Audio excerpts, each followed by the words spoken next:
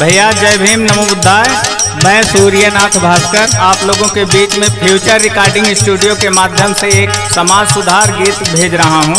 आशा करता हूं कि आप लोगों को पसंद आएगा। कब तक ले रहा गुलामवा न हो आदिवासी के लाल,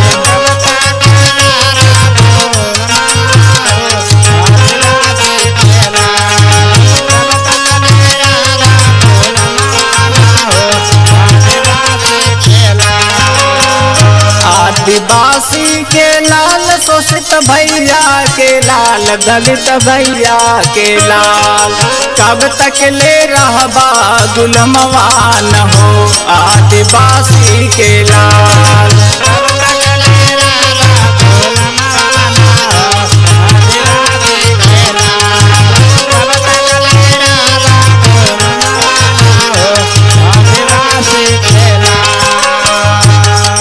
तोहरे कुला में शंभो ऋषि जन्म लिए,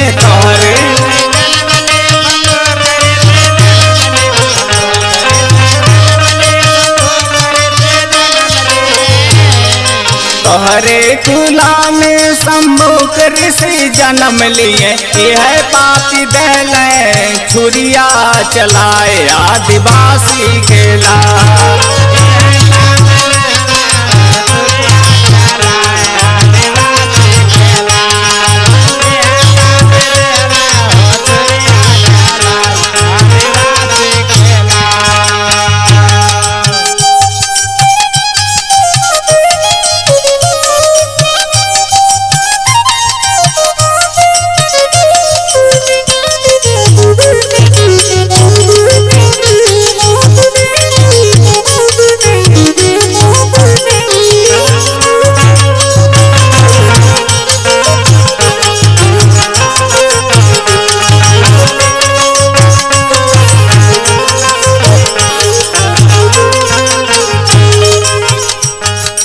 तोहरे कुला में एकलव्य जी जन्म लिए,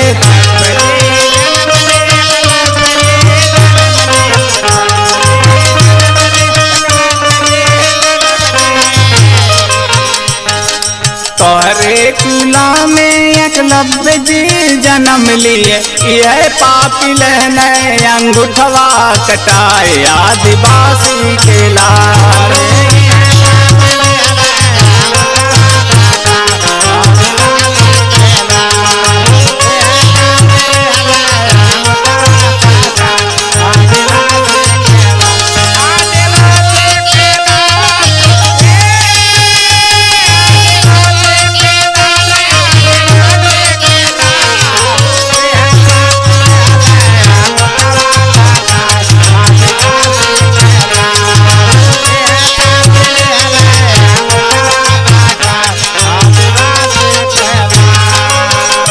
मेरे ओबीसी समाज के भाइयों, अपने महापुरुषों के बारे में अध्ययन कर लीजिए और पढ़ लीजिए, जान लीजिए।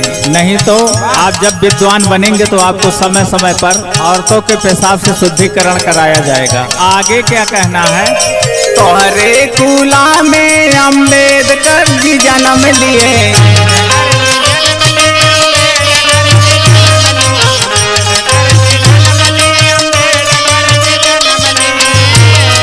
तोहरे कुला में अम्बेडकर जी जन्म लिए।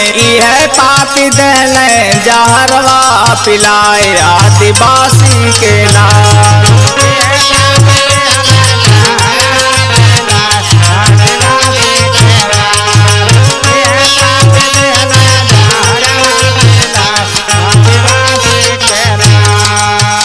साथियों, आप लोगों के बीच में एक ऐसे महापुरुष पैदा हुए मानवर कांसी राम। अगर वो न पैदा हुए होते तो शायद हमको आपको इन महापुरुषों के बारे में जानने के लिए बहुत सदियों लग जाता।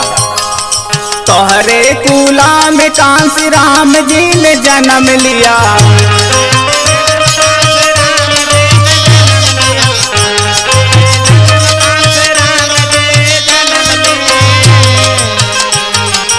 शोषित समाज के दहले जगाए आदिवासी के लाल।